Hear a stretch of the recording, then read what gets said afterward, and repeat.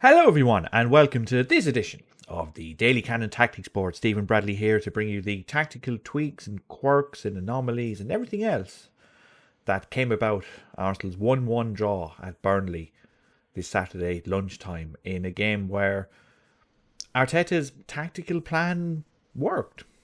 It achieved what it meant to do. It gave Arsenal enough chances to win a game, and it gave them a plan to break Burnley's defence. And this is a perfect illustration of why causation doesn't equal correlation, in a sense that you can put the best plan in the world, but because the plan doesn't work, it doesn't mean the plan is flawed. It means that something went wrong, issues occurred because of things out of your control, and you just have to stick with the plan even though the result didn't go your way. And it's interesting as a focal point, because when we analyse games, we tend to look at the result and go, oh my God, Arsenal drew. Something went wrong. I wonder what went wrong. Oh, I know what it was. It was the mistake that caused the goal. Yet, in this case, Arsenal's goal came about in the exact same manner that they conceded a goal from. So what counts? Is it A, you should stay with the plan that was working so well and creating the chances, or B, you should throw it away because you conceded one goal from the one time it went wrong in a game? That's where today's analysis is, but we start with the teams. And this was the biggest call, at least before the game, when we saw Calum Chambers announced, because we were like, hang on, Cedric's not injured, Bellerin's on the bench. This is considering he hadn't started the game for Arsenal since 2019, and he'd made a couple of substitute appearances since hurting his knee in 2020. Big call. And it was meant for one reason only, and that was to make sure this man right here, Dwight McNeil, maybe the most underrated player in England, frankly, a superb dribbler, a superb winger, but gets no credit at all because he's playing in the most Brexit of Brexit football you could ever play. Like, this is not to call Arsenal Tactics 2021, but it's it's 4-2-3-1 with passing from the back. It's the 2010s versus the 1990s. It's two banks of four, big man, little man, 4-4 bleeping 2. Welcome to Mike Bassett Football Manager. And Chambers was put in here for one reason. Yes, Arsenal are playing a lot of games, but Arsenal have been playing a lot of games all season. The week just gone is the first time Arsenal have had a week off in a month and a half. Arsenal have had plenty of time to play Chambers. They've chosen not to. They chose to today because Burnley Route 1 plan is not Route 1, but there's Route 1 and Route 2. And Route 1 and Route 2 isn't to Wood and Vidra, it's to Gudmundsson and McNeil. And anytime Arsenal's fullbacks pushed up like this, when Arsenal had the ball, whenever Tarkowski or me would have the ball would go ping in here or ping in here, in an attempt to get Gudmundsson and Tierney challenging for the ball, or an attempt to get Chambers and McNeil challenging for the ball. Now, if this was Cedric, who was 5'6", this is a problem. If it's Bellerin, who's 5'9", this is a problem. But it's not. It's Chambers, who is a centre back / right back, one of those hybrid players who can play either position. And as a result, Burnley were not able to do what they wanted. They liked crossing the ball. They had 16 crosses. One was accurate. Job done. So this worked. Burnley's main attacking threat, which was knocking the ball down the wings to make sure they can get crosses into the box, was pretty much nullified throughout the game. Arsenal did a good job of making sure that Gudmundsson and McNeil were nullified by the fact that Calum Chambers never really left right back. We've seen it before where Bellerin and Cedric, when they're playing right back, where they'd be here. And Chambers got his nose bloody a small bit and went high up the pitch, but he was very much here. He very much stayed here and left Xhaka to attack by himself, which he was able to do. But as a result, Burnley, whenever they had the ball, were unable to take full advantage of these if you're aware of rugby league, you'll know of the 40-20 rule. And if you kick the ball from inside your own 40-yard line, say here, and it gets out of bounds into touch 20 yards from the opposition goal line, you get the ball back. It's a common tactic, and it's what Burnley were doing all day. It was this ball here to get behind Tierney, or when Chambers had occasionally pushed up, it was in here, in the hope that they would get something like this. McNeil would win it. It would go to Brownhill, or it would go to Wood, who would also, wandered out here to this left-hand side, exactly the same place, to try and win first ball, second ball here. That was their game plan. And playing Chambers pretty much nullified it. Burnley had one good opportunity when Chambers was caught upfield. Wood and Vidra played a good one too. Wood had a shot. It was saved well by Leno. Apart from that, apart from Eric Peters, who came on for Charlie Loughton, was the right back, who had a volley late on that tested Leno. That's all Burnley did. Didn't really test Leno at all much. Odd cross here, odd corner here, but nothing untoward. Arsenal defended really well. And that's what will infuriate Arteta when he looks at the scoreline, because it finished 1-1. And in summing up how Arsenal scored and how they conceded, we have to do the same thing. Usually with these situations, I can show you one move that shows how Arsenal scored, and I can show you one move that shows how Arsenal conceded. But in both situations here, the exact same thing happened. Just with obviously different player involved. But when Arsenal have the ball, especially from goal kicks, what they do is, and I'll zoom down here, the centre-backs will go here. And the reason why they do this is because they want the full-backs to push up. And whenever teams play short, it's always a risk. You are doing it in the hopes of inviting the opposition onto you. You want them to do this, right? You want them to do this. Because usually for a goal kick, if you're going to kick it long, this is what happens. The back four will push up, right? And that means your forwards have to go in. And what will also happen is the opposition will do this. So now, the whole of the game is now, and they will go really narrow. And you will find, next time you see a goal kick long, if they show the full pitch, keep an eye out for it. Because you will see that, in essence, the game will be restarted inside a 30 by 30 yard square. It's insane, but that's just the way defensive coaches are setting up their players for a goal kick, because they want to make sure there are as many bodies in the middle as possible winning the second ball and then breaking forward. Especially, for Burnley, when they want me and Tarkovsky to win a header, gets to Brownhill or to McNeil, and off they go. It's very simple. And if you're a possession-based team like Arsenal or Man City or Liverpool or anyone that wants to maximise their opportunities when they have the ball, you don't want this at all. The last thing you want to be doing is letting Leno just lump a ball and it landing somewhere here.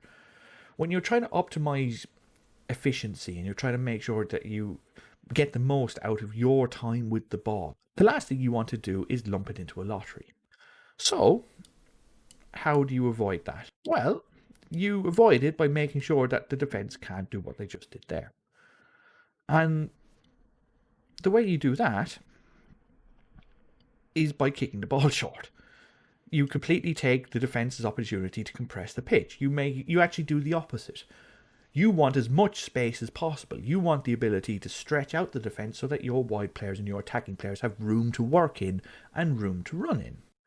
So Arsenal will keep 4 up here, and then Leno will have the ball. And what Arsenal do routinely is they will bring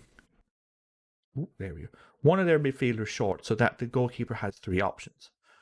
And what they are trying to do is they're trying to invite Burnley to come forward to do this and then pass round.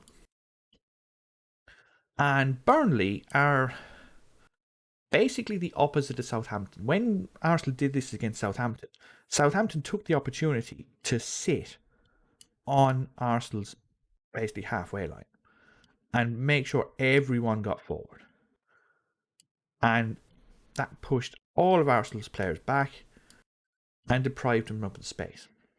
And as a result, when this was by us, Southampton had no compunction at all in hesitating of just pressing the absolute hell out of you. They made sure there were no spaces for you to pass, there was no space for you to run. You had to get the ball out quick, and if you did, you were rewarded with a 5-on-4 or a 6-on-4. If you weren't and you got caught in possession, it would be Southampton, who would have a 6-on-4 or a 6-on-5.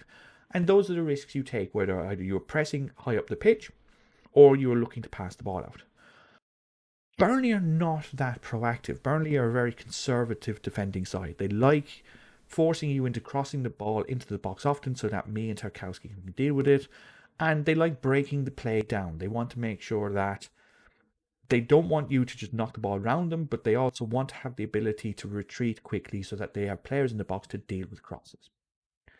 And this is what Arsenal took advantage of, because Burnley do not push up with a high line. Burnley sit back. Burnley are like, look, we are not taking a risk of you being able to pass beyond our midfield. We are going to sit back. So Arsenal, with it was actually Aubameyang, who will play left wing a lot often today, with Odegaard and Saka. Tierney goes wide, Chambers goes wide, David Luiz goes wide, Murray goes wide.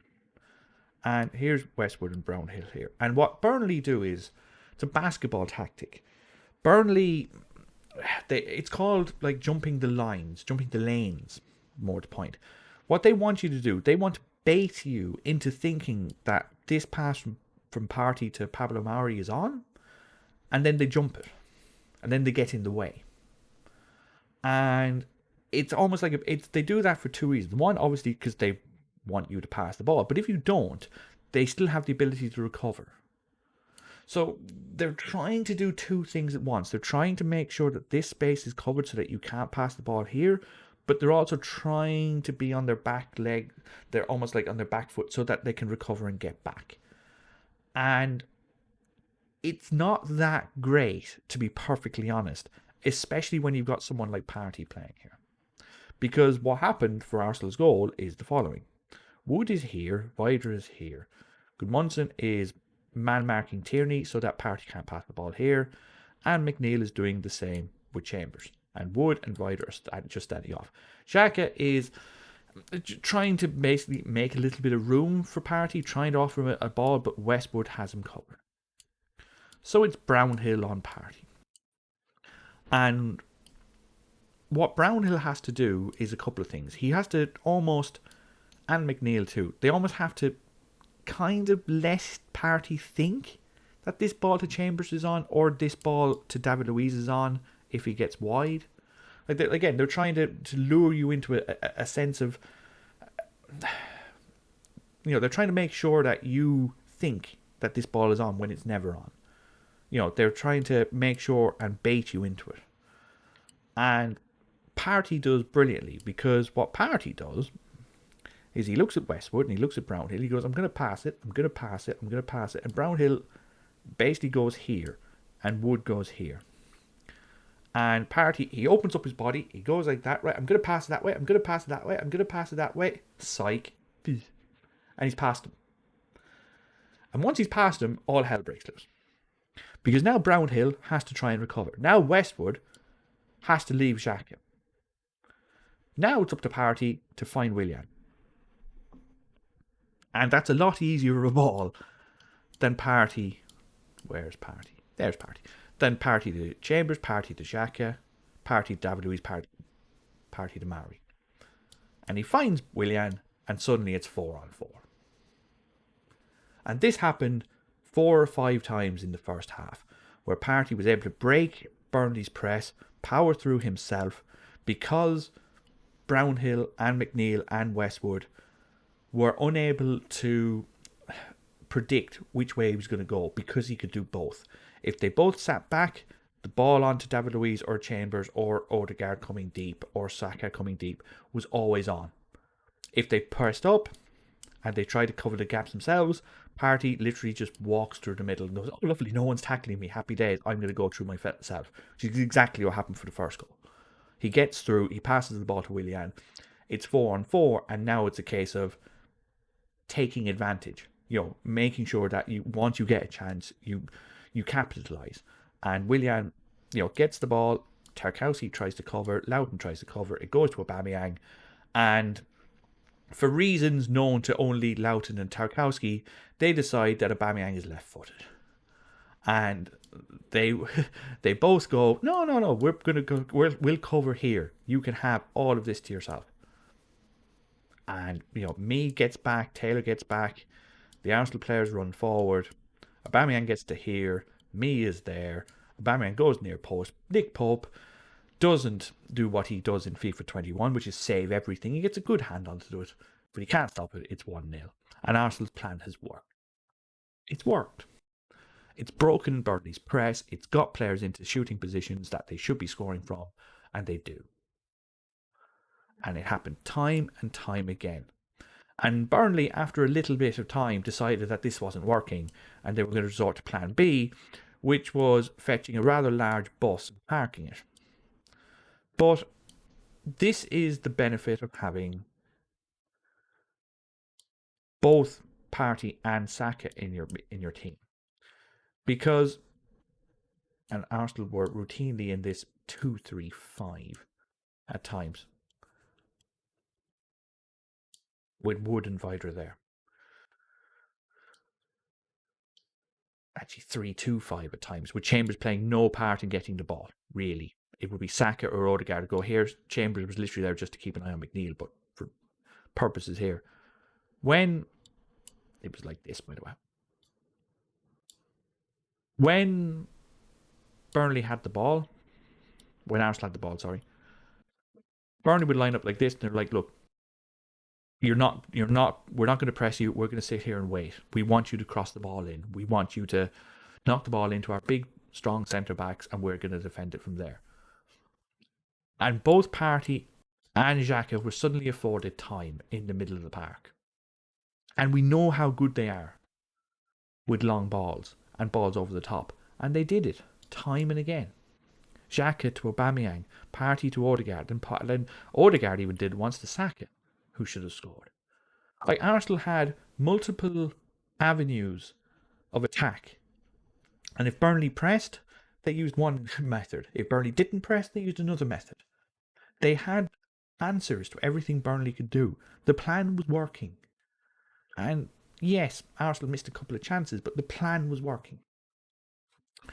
So what happened? Well, the plan misfired. And it wasn't off a goal kick, but Arsenal's plan to break through Burnley's press was exactly the same. The difference is that it wasn't Partey in the middle.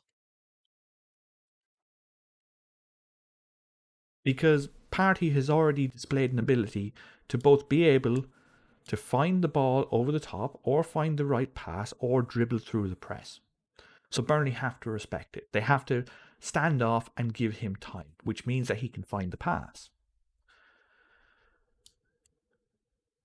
So we know this works. We know in this position Arsenal have the ability to pass out.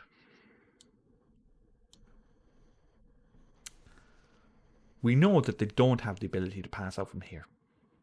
And we've known this for some time. And this is the problem.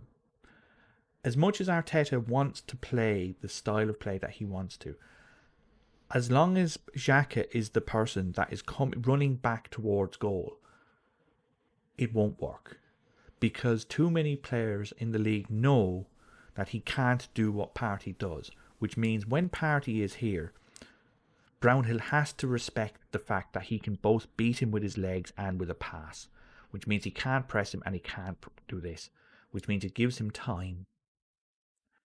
When it's Xhaka, you know full well that he's not going to dribble past you because he doesn't have the athleticism to do it. It's not in his skill set.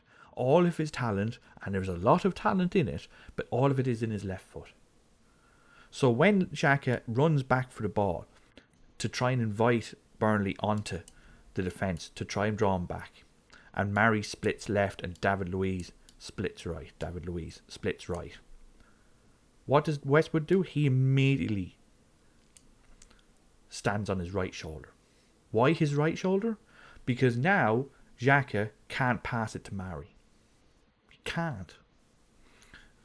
Vydra is there, and Xhaka knows I've now got to beat two players with a good pass from my left foot. It's not worth the risk. So what does he do? He has to hit it with his right foot. Now, Wood, and they do brilliantly here, and Brownhill, they just do this. They open it up for him. They go, right, we want you to see that this is open with your right foot. We want to invite you to try and make this pass round the corner on your weaker side, knowing full well that I don't think he can make it, you don't think he can make it, and Xhaka doesn't think he can make it. And what happens? He takes a touch. And it's that second, that touch, that screws everything. Because the touch he takes is on his left foot, sets him up for a left-footed pass because it goes inside. So now he's facing this way. So now he has to make an even more acute pass with his right foot to make sure that he gets out of trouble. And what happens? He completely slices across it, smacks Wood straight in the stomach, and it's one. And he's incredibly unlucky. The fact that he hits Wood and it goes 90-degree angle straight in. Like, it could bounce off Wood and go back to Leno. It could bounce off Wood and go out of bounds for a goal kick, but it doesn't. He's unlucky. But he is in that position so that he makes that pass. And whose fault is it that he can't? It's one of those situations where the manager is asking his players to do something because this is a plan that has drawn out Burnley's defence. It is a plan that has worked. And when it's Partey doing it, it works brilliantly. And when it's Xhaka doing it, it doesn't. And that's just a consequence of the team and the squad that he has. Is there anyone, quote-unquote, at fault? I mean, if you're Leno, you should maybe know that not to pass it to Xhaka. But then, if you look at the goal again, I can't move Leno here. But Leno basically got it here. He should be here when getting the ball. That way he can pass it on his stronger foot and he can do it himself. But he couldn't. Xhaka is seen like this. You can see him with his hand out. Give me the ball. I'll hit it that way. The ball comes to him. It's not perfect for him. So he has to take a touch. The touch takes him a little bit further this way, which means he has to swing around more on his weaker foot. But if Leno doesn't make that pass to Xhaka and Xhaka doesn't try and make that pass to Luiz and Chambers, Arteta is absolutely screaming at them because he wants them to try and make that pass. The whole point of playing this formation and this style of football is so that this pass is available. Because with one pass, suddenly Arsenal have a 3-on-2 here and they're 4-on-4 up. And you would expect David Luiz to be able to find one of these four. Like, if Xhaka makes that pass, Arsenal are in. He didn't, and Arsenal conceded. Those are the fine margins that we're talking about. And it's hugely frustrating because Burnley had, two good chances all game and we gave them one of them and they scored. And what do you do? Like I said, it's rare where I come and look at the games like this and I go, well, there's not much Arteta could have done about this. But there's not much Arteta could have done about this. Like, even to the point where his substitutions, and I know a few people look at these videos and go, oh, here come the substitutions, he's going to criticise what Arteta did, but there's nothing to criticise because, well, let me put it this way. His first substitution was Odegaard off and Lacazette on. And at the time, Aubameyang was there, Willian was playing left wing, Odegaard were playing as a 10. And what did he change? Nothing. Lacazette played it as a 10. He played like he did in the Europa League. He's all right at it. He didn't want to lose Willian. He didn't want to put Aubameyang on the left. So he played Lacazette as a 10. Okay. 5 minutes later, he took off Willian. And he brought on Pepe. And he switched Saka and Pepe. Considering Saka was, coming in from the right onto his left foot, and Pepe was doing exactly the same thing, did Arteta change the tactics? No. Did nothing. And then with 10 minutes to go, Partey, who is still trying to get match legs under him, was taken off. Ceballos was brought on. Did Arteta change anything? Nope. Didn't have to. Because what's there to change when in a game you have an expected goals of 2.55? You create 9 chances. Like we often sit here and go, well, Arsenal were, a little bit profligate in attack and they weren't creating much. But is it Arteta's fault when Arsenal are put in positions where they have 2.5 XG and the goalkeeper makes 1 save all game? Is that Arteta's fault? Not really. We can go to, there's Pepe's shot map. There's the one that Eric Peters brilliantly saves with his shoulder. And yes, the handball is a handball. The one that Eric Peters, you can't stand like this with your hand. Wait, hold on. With your hand out like that. And say, oh, my hand is in a natural position. Get out of me. The fact that VAR now in the last week have given Calum Hudson-Odoi a non-penalty with his arm out like that. How N'Golo Kante on Thursday night didn't have a penalty given for doing this. And now Eric Peters, almost standing out with his hands in a T-bar, doesn't get given a penalty. Something has been said in the PGMOL meetings amongst referees where it's we're giving away too many of these penalties. The block on the line is off the top of his shoulder. That's fine. But when Pepe is 12 yards out from goal, no one on him, brilliant crossing from Tierney, and he's putting the ball on the corner flag. When Aubameyang is scoring from here, but missing from here. When Bukayo Saka is missing from here. And then, Ceballos, late chance, but he's hitting the post from here. There are just some games where you just have to go, what do you do? We want to criticize the system and the formation as much as we can, but there are just some games where every stat that you want to go in your favor goes in your favor. Total shots more, chances created more, big chances more accurate passes, better success, more corners. And yet, more passes in their opposition half. Everything pretty much is going your way. Even more successful crosses. Arsenal did everything right pretty much in this game, except for one stat, and it's that one.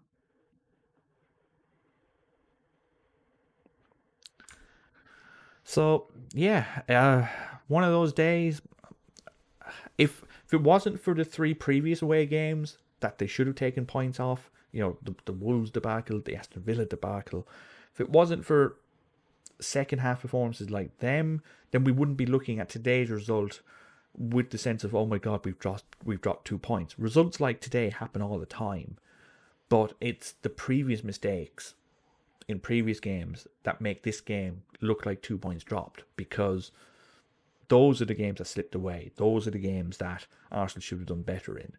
If Arsenal play like this, they will win more games. I've no doubt about it. It's just a case of there are so many big games coming up now. Olympiacos, Spurs, Olympiacos again. Is that you just got to hope that in the next 9 days, Arsenal's ability to, finish their chances becomes a little bit better than it was today. We will talk to you next time, viewer. Good luck.